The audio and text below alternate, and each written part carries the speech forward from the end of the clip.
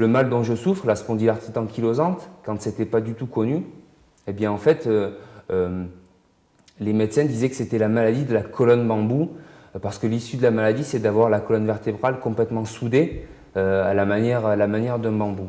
Moi j'ai une maladie chronique qui s'appelle la polyarthrite rhumatoïde et que j'ai mal aux articulations. C'est comme si j'étais vieux avant l'âge. C'est pour ça qu'on a fait une opération, c'est que le cartilage disparaît, donc c'est de l'os contre l'os et de douleur, donc ça fait des douleurs. Normalement, la vie professionnelle s'arrêtait dans les 10 premières années depuis le début de la maladie. Donc ça, c'est quelque chose qui m'a vraiment beaucoup frappée, dans la mesure où moi, j'avais pas du tout le projet d'arrêter de travailler, et ça me faisait très peur. J'ai vraiment pas le choix. Si je travaille, c'est pour avoir mon salaire déjà. C'est ce qui me permet de vivre. Et si je n'avais pas d'activité, je pense que ma maladie serait beaucoup plus ankylosante qu'actuellement.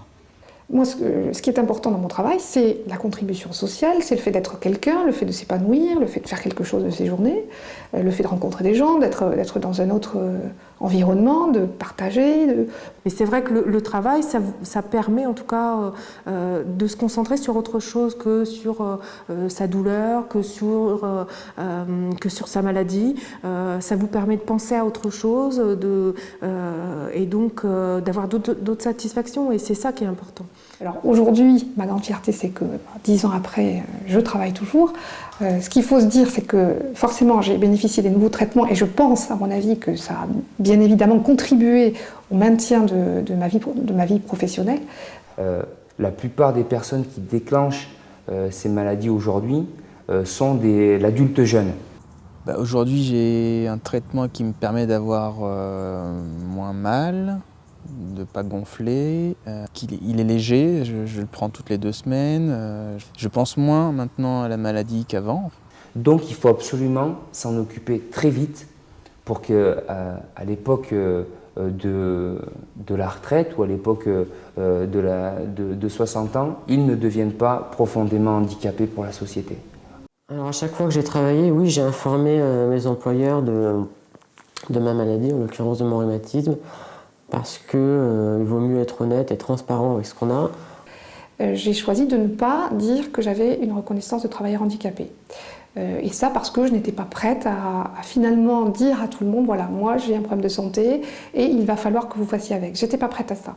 Alors au début de ma maladie, oui, à mon travail, les gens étaient un petit peu, particulièrement choqués, parce que je gonflais à perte de vue au niveau des coudes, des mains. Ça a permis de montrer aux personnes, malheureusement, que ma maladie était bien réelle, existante, et que voilà. C'est ça, quand mon collègue me disait que je ne fais pas d'accueil, il sentait ça comme un privilège. Et après, vous leur dites, écoute, moi je te donne ma maladie, je veux bien, il n'y a pas de souci, et puis je fais l'accueil. Et après, ça remet tout de suite à la place les autres. Avec mes collègues, ça s'est bien passé, même actuellement. J'avoue que j'ai une grande solidarité autour de moi. C'est vrai. Ma maladie, entre guillemets, m'a rendu populaire. 7 ans plus tard, j'ai changé d'entreprise et là, voilà, j'avais fait du chemin et effectivement, j'ai recherché en qualité de travailleur handicapé. Et cette mention-là, je l'ai faite figurer sur mon CV en me disant, voilà, moi je suis bien avec ce que je suis, voilà, et ma maladie fait partie de moi. Ça me donne aussi peut-être plus de profondeur, plus de compétences, surtout en RH, et surtout sur le plan économique. J'apporte quelque chose à une entreprise. Ça veut dire qu'aujourd'hui, je suis un salarié, qui va finalement coûter un peu moins cher. Les entreprises ne sont pas informées sur le handicap, parce que ça peut être de la personne qui est juste sourde à la personne qui est en fauteuil roulant. Il y a tout un degré.